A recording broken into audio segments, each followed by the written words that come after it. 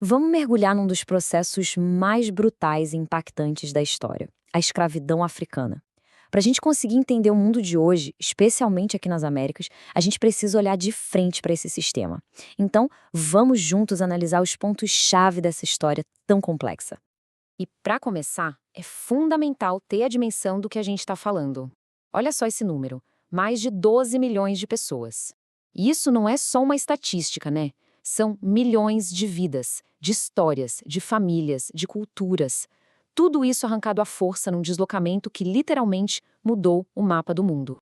E essa exploração toda não foi algo rápido, um evento isolado, durou mais de 350 anos. Pensa bem, do século XV até o XIX. São séculos, gerações e gerações que nasceram e morreram dentro do maior e, sem dúvida, mais lucrativo sistema de exploração humana que o mundo já viu. Para a gente conseguir organizar o pensamento, vamos seguir um roteiro, tá? Primeiro, vamos entender a escala dessa exploração, que foi algo sem precedentes. Depois, a gente investiga a origem do tráfico e qual era o motor econômico por trás dele. Aí, vamos ver como a escravidão funcionou nas Américas e, por fim, analisar o legado que ela deixou e que dura até hoje. Bom, vamos lá.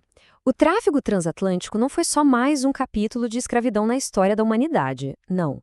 Ele foi, de longe, o maior, mais organizado e mais sistemático processo de exploração humana já registrado. E o ponto central é exatamente este. Não foi algo que aconteceu por acaso. A gente está falando de um comércio, um processo meticulosamente organizado pelas grandes nações europeias da época. O objetivo era claríssimo: conseguir mão de obra forçada para as colônias e, com isso, gerar uma riqueza absurda para a Europa. Isso leva a gente para algumas perguntas essenciais, né? Como é que um sistema desses começou? Quem é que estava envolvido nisso? E que tipo de justificativa se usava para uma atrocidade dessas?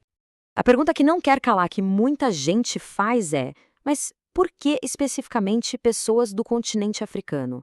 A resposta, como quase tudo na história, é uma combinação de vários fatores bem complicados.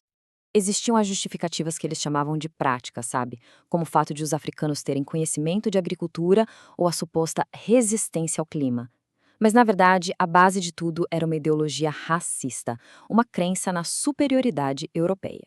E, claro, o que movia tudo isso: o lucro gigantesco. A dificuldade em escravizar os povos indígenas aqui das Américas também foi um fator que pesou muito nessa decisão.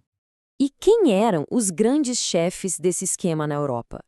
Esse gráfico aqui mostra bem a dimensão. Olha só, Portugal sozinho foi responsável por quase metade de todo o tráfico. Quase metade.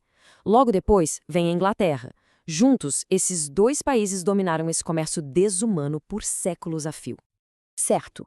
Agora vamos virar o mapa e olhar para o outro lado do Atlântico. De que regiões da África essas milhões de pessoas foram sequestradas e traficadas? A grande maioria veio da África Ocidental e da África Centro-Ocidental, de reinos e povos que hoje correspondem a países como Angola, Congo e Nigéria. E a captura era extremamente violenta. Acontecia através de guerras que os próprios europeus incentivavam, sequestros ou até mesmo trocas por produtos como armas e tecidos, muitas vezes com a ajuda de intermediários locais. E no caso específico do Brasil, a conexão é ainda mais direta. A esmagadora maioria das pessoas escravizadas que foram trazidas para cá veio das regiões que hoje são Angola e Congo. E essa origem moldou, e muito, a cultura afro-brasileira que a gente conhece hoje. Agora vamos entender a engrenagem econômica que fazia essa máquina terrível funcionar. O tráfico de pessoas não era uma coisa isolada, não. Ele era a peça central de um sistema global chamado comércio triangular, que foi um dos pilares do capitalismo daquela época. Esse esquema aqui detalha o ciclo. Os navios saíam da Europa cheios de produtos manufaturados, como armas e tecidos, para trocar por pessoas na África. Essas pessoas eram então levadas na chamada Passagem do Meio, uma travessia desumana pelo Atlântico, marcada por doenças, sofrimento e morte. E nas Américas, o trabalho forçado delas gerava as matérias-primas, como açúcar, algodão e ouro, que eram mandadas de volta para a Europa, fechando esse triângulo de lucro absurdo. Bom, depois de chegarem nas Américas, as pessoas escravizadas encontraram sistemas diferentes, mas todos igualmente brutais. Vamos dar uma olhada em como isso se desenrolou, comparando principalmente o que aconteceu na América Latina com o que aconteceu nos Estados Unidos. A primeira coisa que choca é a escala. O Brasil, sozinho, recebeu cerca de 5 milhões de africanos. Isso é quase 40% de todo o tráfico.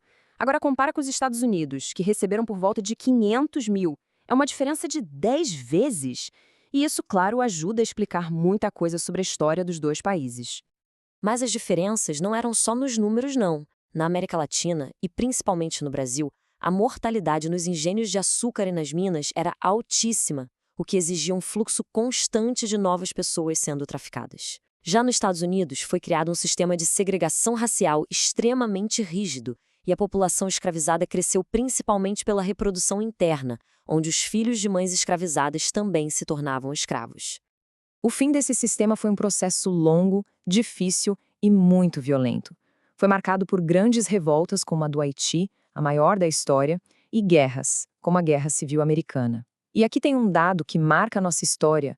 O Brasil foi o último país de todo o continente americano a abolir oficialmente a escravidão, só em 1888. E para fechar, vamos falar do impacto.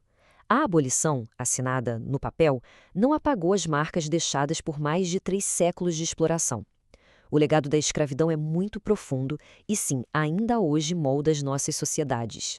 E essas marcas estão por toda parte. O racismo estrutural que a gente debate tanto hoje, a imensa desigualdade social, a concentração de renda, tudo isso tem raízes diretas na escravidão. Mas também tem o legado cultural, a formação da identidade dos nossos países e a vasta diáspora africana, a dispersão de povos pelo mundo que recriaram e redefiniram culturas por onde passaram. E essa frase resume tudo perfeitamente. A formação econômica, social e cultural do Brasil, do Caribe, dos Estados Unidos, tudo está amarrado a esse processo. Tentar ignorar a escravidão é como tentar entender uma casa ignorando a fundação dela. Simplesmente não funciona. E isso tudo nos deixa com uma reflexão final, que é super importante. A escravidão foi abolida, ok. Mas a pergunta que fica é: como é que esse passado tão brutal ainda define as estruturas, as relações e as desigualdades que a gente vive no nosso presente?